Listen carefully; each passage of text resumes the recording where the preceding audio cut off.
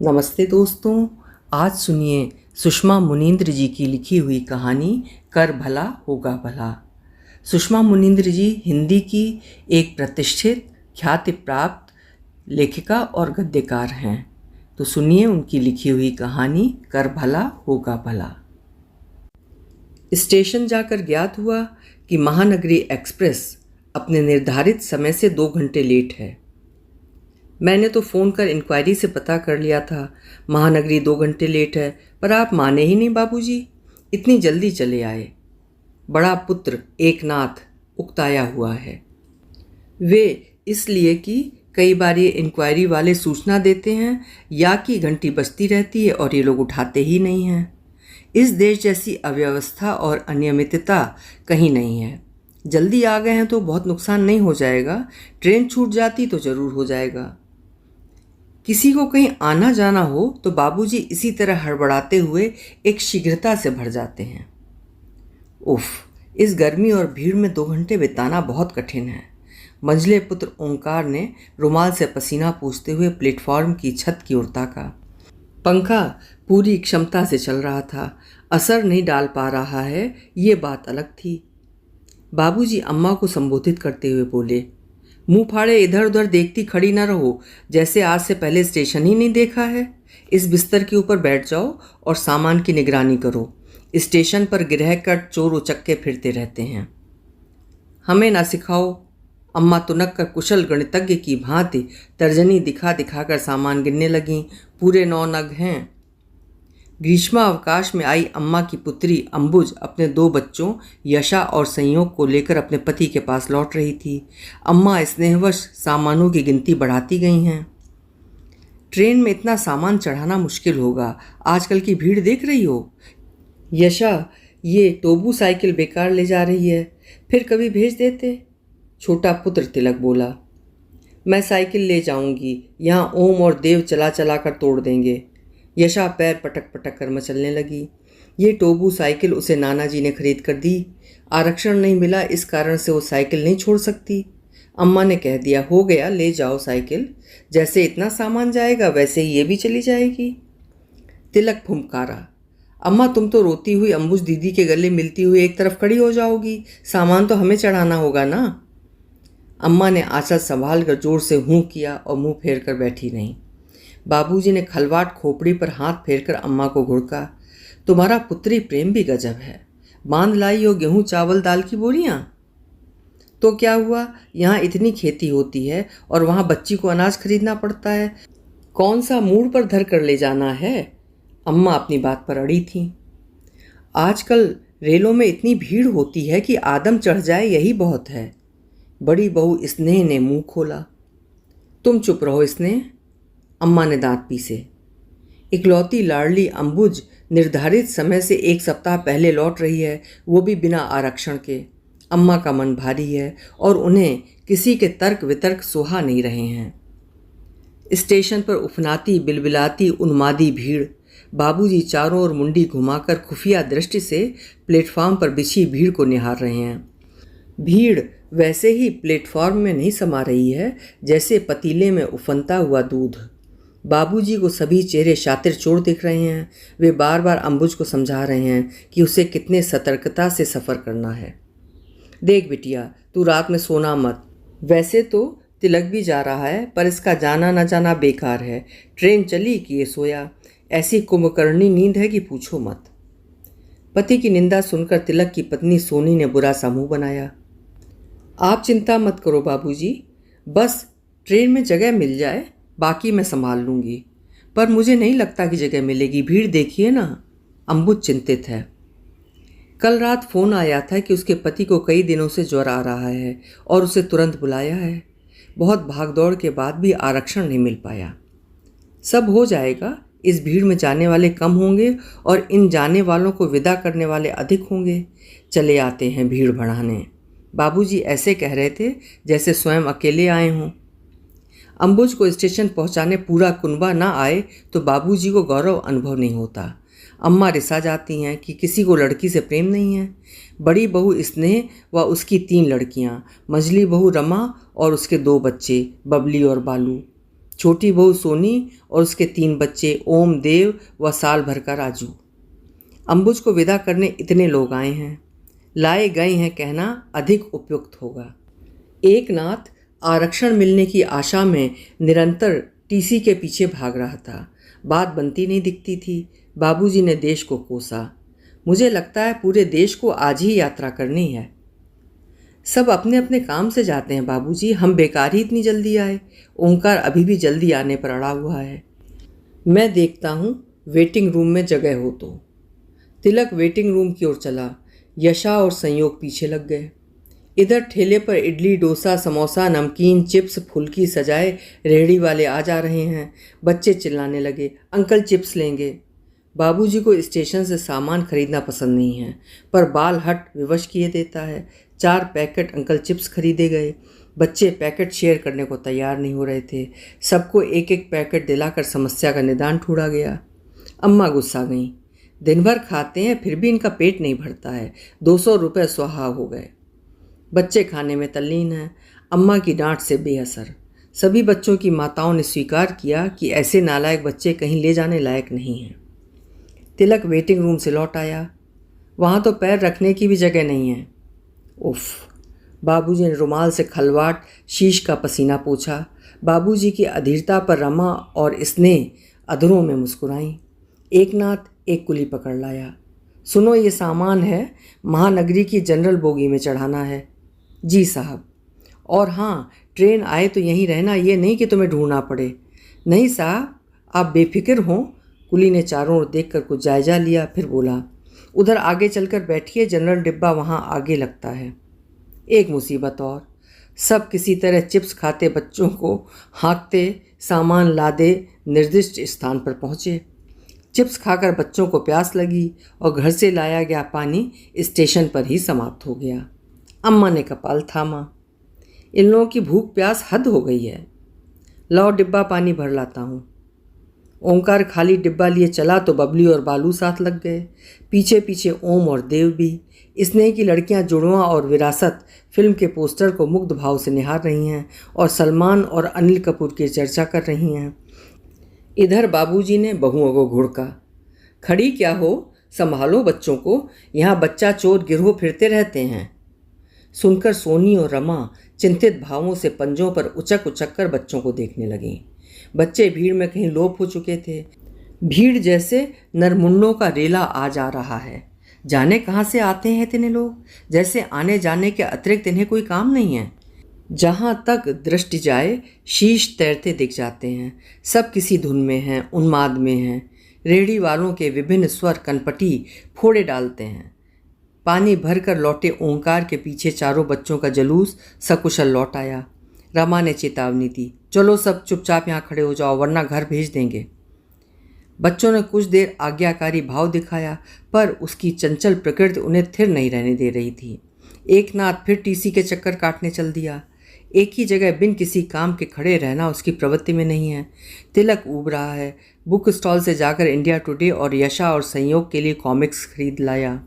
India today बाबूजी ने झपट ली। कुछ देर पंखे की भांति प्रयोग करते रहे, फिर एक बोरी पर बैठकर उलटने पलटने लगे। कॉमिक्स को बच्चे ललचाई नज़रों से देख रहे हैं और छीन झपट रहे हैं। स्नेह ने खींचकर अपनी मंझली बेटी शुभी को एक लपड़ मार दिया। स्नेह उद्विग्न है। उसे अच्छा नहीं लगता कि बच्चों को अनावश्यक रूप से स्टेशन लेकर आया जाए। वो बच्चों को लेकर घर पर रुकना चाहती थी। अम्मा ने सुना दिया था, स्टेशन तक जाते हुए पाँव घिसते हैं तो मत जाओ। साल भर में बच्ची बेचारी आती है, फिर भी तुम्हें खटकती है। और अब बच्चे आफत किए हुए हैं। शुभी को फ्रॉक से आंसू पोंछते देख अंबुज पसीजी। जाने के क्षण भावुक होते हैं। क्या भाभी, मार दिया बच्ची को, चलो मैं सबको कॉमिक्स दिलाती हूँ। बाबूजी रोकते रहे इस अपव्यय के लिए, पर अंबुज सबको एक एक कॉमिक्स दिला लाई। अम्मा की भौएं कपाल पर टंग गईं। बच्चों को लाओ तो ऐसा ही होता है, खर्च पर खर्च हुआ जाता है। जाने दो अम्मा, बच्चे हैं, अंबुज उदारता से बोली। अम्मा जारी रही, तेरे पास बहुत पैसा है तो फूंक डाल। और हाँ सुन मुन्नी, वो थैला संभाल कर पकड़ना, खाने का सामान रखा है, गिर जाएगा तो सब उलट पुलट जाएगा। अम्मा तुम्हें खाने की पड़ी है और ये ट्रेन पता नहीं कब आएगी, पता नहीं उनकी तबीयत कैसी है। अंबुज व्यग्रता में कदम ताल सी करते हुए एक गति का प्रदर्शन कर रही है। मैं पता करके आता हूँ, कहता हुआ ओंकार पूछताछ दफ्तर की ओर चला गया। किसी ट्रेन के आने की घंटी हो चुकी है। अनाउंसमेंट में नारी स्वर उभरा। यात्री कृपया ध्यान दें, जबलपुर से चलकर निजामुद्दीन जाने वाली महाकौशल एक्सप्रेस प्लेटफॉर्म नंबर 1 पर आ रही है। बाबूजी ने मुंह पर उंगली रखकर सबको चुप रहने का संकेत किया और अनाउंसमेंट सुनकर बोले, लो, महाकौशल इतनी लेट आ रही है, इसे तो 4 घंटे पहले आ जाना चाहिए। महानगरी पता नहीं कब आएगी। मालूम होता है आज सब ट्रेन लेट चल रही हैं। ओंकार लौट आया। महानगरी 1 घंटे से पहले नहीं आएगी। आज का नक्षत्र तो, अम्मा आंचल से हवा करते हुए बोली। महाकौशल प्लेटफॉर्म से आ लगी। ट्रेन में बहुत भीड़ है। जनरल बोगियों में यात्री बर्र के छत्ते की भांति गुथे हुए हैं। द्वार पर डंडा पकड़े खड़े बैठे लटके लोग। अंबुज ने एक असहाय दृष्टि बाबूजी पर डाली। यही भीड़ महानगरी में होगी तो कैसे चढ़ोगी दीदी? सोनी पूछ रही है। अंबुज चुप रही, शायद सुन नहीं सकी। प्लेटफॉर्म में होती चहल पहल ने झटका सा खाया। रेहड़ी वालों के स्वर तेज हो गए। लोग उन्मादियों के उन्मान भाग रहे थे। अपेक्षित डिब्बे ढूंढ रहे हैं। एक सज्जन विदेश जा रहे हैं, दिल्ली से फ्लाइट है। इन्हें विदा करने कई लोग आए हैं। गेंदे की मालाएं और कैमरे के फ्लैश। विदा होते सज्जन अपनी सामर्थ्य भर हंसी और मुस्कान बांट रहे हैं। उधर कोई किसी की जेब काट कर भागा है और भीड़ की एक टुकड़ी जेब कतरे के पीछे लगी है। बाबूजी ने बहुओं को डपटा। मुंह फाड़े ना खड़ी रहो, अपने गहने संभालो। 10 बार कहा है कि स्टेशन पर ये सब पहनकर मत आया करो। सुनकर तीनों बहुओं ने चेन, बाली, चूड़ियाँ टटोलते हुए बुरा सा मुंह बनाया। इसने ने कह डाला, बाबूजी आप ऐसी हड़बड़ी मचाते हैं कि गहने उतारने का ध्यान ही नहीं रह पाता है। बाबूजी नहीं सुन पाए। उनका ध्यान जेब कतरे पर था। महाकौशल ने शने शने रेंगते हुए प्लेटफार्म छोड़ दिया। जाने वाले लथपथ कर चले गए। उन्हें विदा करने आए लोग वापस लौट गए। प्लेटफार्म कुछ देर को खाली हुआ और कुछ देर में फिर उतना ही भर गया। सोनी छोटे बच्चे राजू को हलराते दुलराते हुए थक गई तो वहीं फर्श पर फसक्का मारकर बैठ गई और जोर से थपकते हुए उसे सुलाने का प्रयत्न करने लगी। अम्मा ने निंदा की। बैठ गई फरस पर, सिल्क की साड़ी बर्बाद कर दी। और सोनी कुत्ता भी बैठता है तो पूछकर फटकार कर जगह साफ कर लेता है। क्या करूं, इसे संभालना कठिन हो रहा है। सोनी थकी हुई लग रही थी। कॉफ़ी पी लेते तो उकताहट कुछ कम होती। अंबुज ने प्रस्ताव रखा। मैं कॉफ़ी लाता हूँ। एकनाथ कॉफ़ी लाने चला गया। बच्चे अवसर क्यों चूकते। 50 रुपये स्वाहा हो गए। कुछ देर में अनाउंसमेंट हुआ। बाबूजी ने तर्जनी अधरों पर रखकर सबको चुप रहने का संकेत किया। यात्री ध्यान दें, मुंबई की ओर जाने वाली महानगरी एक्सप्रेस प्लेटफॉर्म नंबर 2 पर आ रही है। सूचना से प्लेटफॉर्म पर घबराहट और उतावली का झोंका सा आया। लो, इतनी देर बाद महानगरी आ रही है तो उस प्लेटफॉर्म पर? बाबूजी ठिठके से खड़े रहे, जैसे सूचना का सत्यापन करना चाह रहे हों। ओंकार इधर उधर जाकर कुली को ढूंढने लगा। कुली अनाउंसमेंट सुनकर स्वयं ही आ गया और विद्युत की त्वरा से उसने 4 सामान लाद लिए। अफरा तफरी मची है। लोग हड़बड़ाए हुए दूसरे प्लेटफॉर्म की ओर भागे जा रहे हैं। बाबूजी तेजी दिखाते हुए कुली के पीछे लग गए कि वो सामान लेकर गायब ना हो जाए। बच्चों को हाँकते घसीटते सामान उठाए ये विशाल कुटुंब किसी तरह प्लेटफॉर्म 2 पर पहुंचा। सामान गिना जाता। एकनाथ अनुमान लगाता अपेक्षित डिब्बा कहाँ आकर ठहरेगा। इसके पहले धड़धड़ाती हुई ट्रेन प्लेटफॉर्म से आ लगी। उन्मादी भीड़ उफना रही है। अम्मा निरंतर चीख रही हैं, बच्चों का हाथ कसकर पकड़ो, कोई गुम गया तो इस भीड़ में नहीं मिलेगा। अम्मा की चीख भीड़ और शोर में खो गई। एकनाथ डिब्बे के पीछे दौड़ा। पीछे पीछे कुली और ओंकार और तिलक सब सामान से लदे फंदे हैं। डिब्बे में बहुत भीड़ है। द्वार पर लटके लोग जैसे प्रवेश निषेध की घोषणा कर रहे हैं। चढ़ने वाले चढ़ने की शीघ्रता और व्यग्रता में उतरने वालों को उतरने नहीं दे रहे हैं। कोई पूरा गला फाड़ कर चीख रहा है, जब उतरने की जगह नहीं दोगे तो चढ़ने की जगह कैसे मिलेगी? उतरिए जल्दी, भाषण मत झाड़िए। ट्रेन यहाँ 5 मिनट रुकती है और आप? एकनाथ ने उस लटके हुए आदमी को खींचकर उतार दिया। कुली यात्रियों को ठेल ठाल कर सामान सहित डिब्बे में घुस गया। बाबूजी तिलक पर बिगड़े, तुम जाते क्यों नहीं डिब्बे में? कुली पता नहीं सामान कहाँ रख दे। चुप भी रहिए बाबूजी, आप ही इस भीड़ में घुसकर दिखा दीजिए। तिलक द्वार पर झूलती भीड़ को देखकर बौखलाया हुआ था। बाबूजी उसे घूर कर रह गए, क्योंकि उनकी दृष्टि डिब्बे में लोप हो गए कुली को ढूंढ रही थी। उतरने व चढ़ने वालों में प्रतिद्वंदिता सी हो रही है। धक्का मुक्का, झपटा, खींच तान, चिल्लाना चिल्लाना, चीखना चल रहा है। एक वृद्ध जो मोटा कुर्ता और परधनी पहने हैं, कंधे पर लटकाने वाला खादी का झोला टांगे है, ट्रेन में चढ़ने का बहुत प्रयास कर रहा है और संघाती धक्कों और कोसती कोहनियों के जोर से चढ़ नहीं पा रहा है। वृद्ध इस उन्मादी भीड़ में तैरता हुआ सा डिब्बे के द्वार तक पहुंचता है, फिर दूर छिटक जाता है, जैसे कागज की असहाय नाव लहरों के थप्पड़ों से इधर उधर डगमगा रही हो। एक बार वो चढ़ जाता, पर एकनाथ ने उसे कंधे से पकड़कर पीछे खींच लिया और अंबुज को लगभग घसीटकर कूपे में ढकेल दिया। वृद्ध करुण स्वर में बोला, मुझे भी चढ़ने दो बेटा, बहुत ज़रूरी काम से जा रहा हूँ। सभी ज़रूरी काम से ही जाते हैं बाबा, कोई फालतू मरने नहीं जाएगा इस भीड़ में। पर आप लोगों में धैर्य और एटिकेट बिल्कुल नहीं है, वरना सबको उतरने चढ़ने की जगह मिल जाती, एकनाथ ने उपदेश दे डाला। इतनी समझदारी की बातें करते हो, फिर भी इस तरह धक्का मुक्की कर रहे हो? वृद्ध के स्वर में व्यंग्य था। व्यवस्था सिखाने वाले ये नवयुवक स्वयं कितनी व्यवस्था बनाए रखते हैं। चुप भी रहो बाबा। तिलक जो संयोग को कंधे पर लादे हुए है, ने वृद्ध को एक ओर सरकाया और डिब्बे में चढ़कर किसी तरह किला फतेह कर लिया। बेटा, मुझे भी तनिक हाथ पकड़कर खींचोगे? वृद्ध का कृशकाय हाथ उठा ही रह गया और तिलक कूपे में कहीं बिला गया। बुढ़ा तो पीछे ही पड़ गया। पीछे से ओंकार का स्वर उभरा। अंबुज ने फेंटा कस लिया और दोनों हाथ हिला हिलाकर बाकी बच्चे सामान और यश के लिए चिल्ला रही है। लोग जब व्यक्ति से भीड़ की शक्ल में बदलते हैं तो सारे संस्कार, शालीनता, धैर्य, संयम, नम्रता, सभ्यता, सदाशयता खो देते हैं। भीड़ की शक्ल में स्वयं को पहचाने जाने का भय नहीं होता।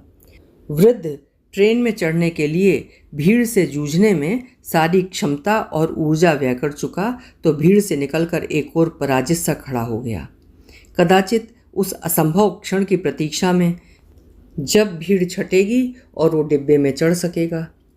बाबूजी डिब्बे की गतिविधि पर दृष्टि जमाए हुए बोले, महोदय, ये आपके अकेले सफ़र करने की उम्र नहीं है, कम से कम अकेले तो सफ़र ना किया करें। मुझे नहीं लगता आप ट्रेन में चढ़ पाएंगे। जाना बहुत ज़रूरी है, इसलिए जा रहा हूँ। वृद्ध ने अपनी पनियाई आंखें परदनी की कोर से पोंछी। उधर यशा को ओंकार ने किसी तरह डिब्बे में फेंक दिया। उसके भाल के दाईं ओर किसी संदूक का नुकीला कोना लग गया और घूमर निकल आया। ट्रेन धक्का खाकर रेंगने लगी। कुछ साहसी पराक्रमी लोग डंडा पकड़कर ट्रेन के साथ घिसट रहे हैं। बाबूजी सस्वर गाने लगे, प्रविश नगर की जय सब काजा, हृदय राख कौशलपुर राजा। यात्रा की सफलता हेतु बाबूजी गोसाई जी की ये चौपाई अवश्य दोहराते हैं। एकनाथ कूपे में ही रह गया, जो बड़ी कठिनाई से कूद पाया। चावल और दाल की बोरी यहीं छूट गई और अम्मा का मुंह फूला हुआ है। जाते हुए बेटी से ठीक से मिल भी नहीं पाई। भीड़ वापस लौटने लगी, प्लेटफॉर्म नंबर 1 की ओर। भीड़ में कहीं गुम सा लटपटाते बदहवास पैरों से रेंगता हुआ वृद्ध भी लौट रहा है। बाबूजी तनिक दयाद्र हुए। ओंकार, तुम लोग उस वृद्ध की सहायता कर सकते थे, बेचारा किसी जरूरी काम से जा रहा था। बाबूजी, आपको तो बस आदेश देना आता है, आप उस भीड़ में चढ़े होते तो पता चलता, उत्तर दिया एकनाथ ने। बाबूजी भी निरुत्तर हो गए। इधर अम्मा सामान की भांति बच्चों को गिन रही थीं। 1 बार, 2 बार, 3 बार गिना, एक बच्चा कम है। अम्मा के कंठ से विकराल चीख निकल गई। सुनते हो, देव नहीं मिल रहा है, कहाँ गया? हे लाखन लाल, आज किसका मुंह देखा था? बाबूजी तमतमा गए। सभी सदस्यों ने इधर उधर दृष्टि फैलाई। देव सचमुच नहीं दिख रहा था। बाबूजी ने बौखलाहट में बहुओं को आड़े हाथ लिया। यही करने आई हो तुम लोग? एक बच्चा भी नहीं संभलता है। अब इन लंगूरों को पकड़ कर वहाँ बेंच पर बैठो, हम देखते हैं। सोनी रोने लगी। स्नेह ने भयावह समा खींचते हुए बता डाला कि खाड़ी देशों में बच्चों को बेचकर किस तरह उन्हें घरेलू नौकर बनाया जाता है, कि बच्चों के हाथ पैर काटकर उनसे भीख मंगवाई जाती है। सुनकर सोनी का रुदन बढ़ गया और तब स्नेह की समझ में आया कि उसने गलत समय में गलत बात बोल दी है। वो सोनी को सांत्वना देने लगी। बच्चे सिटपिटाए हुए हैं। अंबुज जो पैसे देकर गई है, उसे आइसक्रीम खाने की योजना थी। इस पापी देव ने सब गड़बड़ कर दिया। बाबूजी, एकनाथ, ओंकार पूरे प्लेटफॉर्म पर एक छोर से दूसरे छोर तक भागते फिर रहे हैं। अम्मा दूर झाड़ियों में झाँक आईं और अम्मा दूर तक जाकर पटरी पर देख आई। देव कहीं नहीं है। ट्रेन में बैठकर तो नहीं चला गया? बाबूजी को जैसे चेत आया। मैं तो पहले ही कहती थी इतने लोगों का स्टेशन जाना ठीक नहीं। स्नेह ने दर्शन बघारा। चुप रहो भाभी, दिमाग मत चाटो। ओंकार उसे झिड़क कर एक ओर चला गया। पूरे प्लेटफॉर्म को खंगाल डाला, बच्चा नहीं मिला। एकनाथ बोला, बाबूजी प्लेटफॉर्म नंबर 1 पर चलिए, हो सकता है देव उधर निकल गया हो। हाँ हाँ, ये ठीक होगा। सोनी प्लेटफॉर्म 2 छोड़कर जाने को तैयार नहीं थी। बाबूजी, देव यहीं से गुमा है, 1-2 लोगों को यहाँ पर रुकना चाहिए। देव कहीं इधर उधर चला गया होगा तो लौट कर आ जाएगा। सोनी ठीक कह रही है, सब एक जगह यहीं बैठो वरना 1-2 बच्चे और गुम हो जाएंगे। बाबूजी महिलाओं और बच्चों को यहीं छोड़कर पुत्रों के साथ प्लेटफॉर्म 1 की ओर लपके। अभी जल्दी कोई ट्रेन नहीं आनी है, इसलिए प्लेटफॉर्म कुछ खाली है। एकनाथ और ओंकार प्लेटफॉर्म पर कुशल धावक की तरह दौड़ते रहे, लोगों से टकराते रहे और दीदे न होने का विशेषण पाते रहे। बाबूजी वेटिंग रूम, सुलभ शौचालय, स्टॉल झांक आए, देव नहीं मिला। बाबूजी की उत्तेजना और घबराहट बढ़ रही है। प्लेटफॉर्म निगल गया बच्चे को या किसी गिरोह के हत्थे चढ़ गया? बाबूजी विवशता की मूर्ति बने आते जाते लोगों से पूछते रहे, आपने नीली धारीदार शर्ट और सफ़ेद हाफ पैंट पहने 5-6 वर्ष के बच्चे को देखा है? लोग अनभिज्ञता दिखाते हुए आगे बढ़ जाते हैं, जैसे बच्चा खोना कोई चौंकाने वाली बात नहीं है। बाबूजी स्पष्ट अनुभव कर रहे हैं, जब लोग सहायता न करें तो मनुष्य भीड़ में किस तरह अकेला पड़ जाता है। यदि इतने लोग उनकी सहायता करें तो क्या बच्चा नहीं ढूंढा जा सकेगा? भाईचारा किसी में नहीं रहा। उन्हें एकाएक उस वृद्ध की याद हुई आई जो ट्रेन में नहीं चढ़ पाया था। ओह, थोड़ा सा सहयोग देकर हम दूसरों के काम साध सकते हैं, पर पता नहीं बेचारा किस काम से जा रहा था। एकनाथ पूछताछ दफ्तर में देव के खोने की सूचना दर्ज करा विमूढ़ भाव से बाबूजी के पास आकर खड़ा हो गया। ओंकार बहुत देर तक पुलिस के 2 सिपाहियों के साथ उलझा रहा और फिर बाबूजी के पास आकर पुलिस प्रशासन, कानून व्यवस्था को गालियां देने लगा। बाबूजी सुर में सुर मिला रहे हैं। पुलिस ऐसी निकम्मी ना होती तो आज ये अव्यवस्था और अराजकता ना फैलती। समय गुजरता जा रहा है और देव के ना मिलने की आशंका बढ़ती जा रही है। सहसा अनाउंसमेंट हुआ। बाबूजी ध्यान से सुनने लगे। 5-6 वर्ष का बालक जो नीली धारीदार शर्ट और सफ़ेद हाफ पैंट पहना है, अपने पिता का नाम तिलक गोस्वामी बताता है, इंक्वायरी दफ्तर में है, शीघ्र संपर्क करें। बाबूजी को जैसे चेत आया, उन्होंने एकनाथ और ओंकार को समेटा और इंक्वायरी कार्यालय की ओर लपके। इंक्वायरी दफ्तर का दृश्य करुण था। देव इतना अधिक रो चुका था कि हिचकियां उसके कंठ में समा नहीं रही थीं। बाबूजी को देखकर उनकी गोद में चढ़कर उनसे जोंक की तरह चिपक गया, उनके कंधे में मुंह गड़ा लिया और पुचकारने पर भी मुंह ऊपर नहीं उठाया। वो बहुत डरा हुआ था और हिचकने से सकने से उसकी देह में हिलोर सी उठ रही थी। एकनाथ और ओंकार बाबूजी के साथ दफ्तर के क्लर्क के पास खड़े वृद्ध को चकित नेत्रों से देख रहे हैं। ये तो वही वृद्ध है जो ट्रेन में चढ़ना चाह रहा था और जिसे एकनाथ ने धक्का देकर पीछे ढकेल दिया था। क्लर्क बोला, अजीब लापरवाह लोग हैं आप लोग, बच्चे संभाले नहीं जाते तो स्टेशन क्यों लाते हैं? ये बाबा बच्चे को न बचाते तो पता नहीं कहाँ का कहाँ पहुँच चुका होता। दिन भर लोगों से उमजते जूझते क्लर्क का सर वैसे ही तल्ख और बेसुरा हो चुका है और इस समय तो उसके कहने के ढंग से साफ दिख रहा है कि वो इन्हीं जैसे लोगों को अव्यवस्था फैलाने का जिम्मेदार समझता है। सुनकर एकनाथ बिल्कुल पानी पानी हो गया। ओंकार इस तरह मुंह फाड़े खड़ा था जैसे उसे कुछ समझ में नहीं आ रहा हो। बाबूजी कुछ देर शब्द तलाशते भौचक खड़े रहे, जैसे अभी भी हादसे से उबर नहीं पा रहे हों। बड़ी मुश्किल से मुंह से बोल फूटा, आप तो हमारे लिए देवदूत बन गए, किस तरह आपका धन्यवाद करूं? किस बात का धन्यवाद? मनुष्य ही मनुष्य के काम आता है। जानवर भी एक दूसरे का सहयोग देते हैं, फिर हम तो मनुष्य हैं। आप जानते हैं मेरी ट्रेन छूट गई थी। मैं स्टेशन से बाहर निकला तो देखा पीपल के पेड़ के पास एक आदमी इसे साइकिल में बैठाने की कोशिश कर रहा है और ये रो रहा है। मैं समझ गया कि ये इसे भगा कर ले जा रहा है। प्लेटफॉर्म पर इस बच्चे को आपके साथ देखा था, मुझे मालूम था बच्चा आपका है। बड़ी मुश्किल से इसे अपने साथ ला पाया हूँ। बच्चा इतना डर चुका था कि मेरे पास भी नहीं आता था। फिर मैंने कहा कि तुम्हारी माँ जहाँ हो वहाँ चले जाओ, और ये अकेला स्टेशन की ओर बढ़ा। पीछे पीछे मैं भी। मुझे लग रहा था आप लोग परेशान होंगे। एकनाथ अत्यंत लज्जित है। बाबूजी ने एक बार उसे घूर कर देखा, फिर वृद्ध को संबोधित करते हुए कहा, यदि आज आप ना होते तो? मैं ना होता तो क्या होता? बचाने वाला तो भगवान है। बहुत पछतावा था कि जा नहीं पाया, पर अब विश्वास हो गया भगवान जो करता है अच्छे के लिए करता है। इस बच्चे को बचाने के लिए ही शायद मेरी ट्रेन छूट गई। वृद्ध के अखरोट से सुकड़े मुख पर कई भाव आ जा रहे हैं। आपको जाना कहाँ है बाबा? ओंकार ने औपचारिकता का सिरा पकड़ा। मुंबई जाना है बेटा। सुबह तार मिला था, मेरा इकलौता बेटा सड़क दुर्घटना में चल बसा। उसके शव को लेने जाना है। पर वृद्ध के मुख की सलवटें भीतर की सरलता को रोकने के प्रयास में और सिकुड़ आईं। बाबूजी, एकनाथ, ओंकार सकते में आ गए। जैसे सही मायने में देव अब गुमा है। कितना बड़ा अन्याय किया है ईश्वर ने इस बुढ़ापे में। पता नहीं किस तूफान से गुजर रहा होगा ये वृद्ध, फिर भी दूसरों का भला करना नहीं भूला। ओह, बहुत दुख हुआ सुनकर। बाबूजी के कंठ से घुटी घुटी सी संवेदना फूटी। वृद्ध चुप है, भीतर के तूफान के वेग को थामने के प्रयास में। हम आपकी कुछ सहायता? एकनाथ का वाक्य अधर में लटका रह गया। नहीं नहीं, आप लोग परेशान हैं, घर जाइए। मैं चला जाऊंगा। दूसरी ट्रेन रात 10 बजे मिलेगी। तुम मेरे लिए कुछ करना चाहते हो तो कोई असहाय वृद्ध मिले, उसे थोड़ा सा सहयोग, थोड़ा सा स्नेह, थोड़ा सा सम्मान दे देना। हम वृद्ध तुम्हारे ही समाज का एक हिस्सा हैं बेटा, जो आज अपनी ऊर्जा खो चुके हैं। तुम लोग युवा हो, बहुत ऊर्जा है तुम्हारे भीतर, बहुत क्षमता है। इस क्षमता का छोटा सा भाग किसी की भलाई में लगा देना, मैं समझूंगा मुझे उपकार का मूल्य मिल गया। एक छोटी सी कहावत है, कर भला होगा भला, दूसरों का भला करोगे तो तुम्हारा भी भला होगा। कहकर वृद्ध पराजित चाल से चलकर कक्ष के द्वार पर पहुंचे और फिर पलटकर बाबूजी के ऐन सामने जा खड़े हुए। बुरा ना माने तो कुछ कहूँ?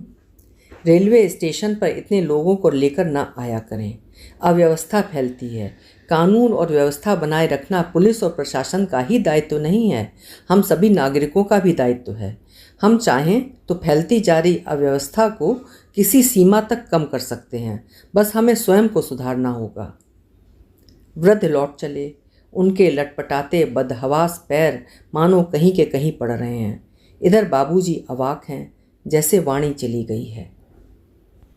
अभी आप सुन रहे थे सुषमा मुनींद्र जी की लिखी हुई कहानी कर भला होगा भला। सुषमा जी की लिखी हुई ये कहानी नहीं, वास्तविकता है, जिसे सुनने और गुनने की ज़रूरत है। आशा है कहानी आपको पसंद आई होगी। फिर मिलेंगे। आपका समय शुभ हो, सुंदर हो।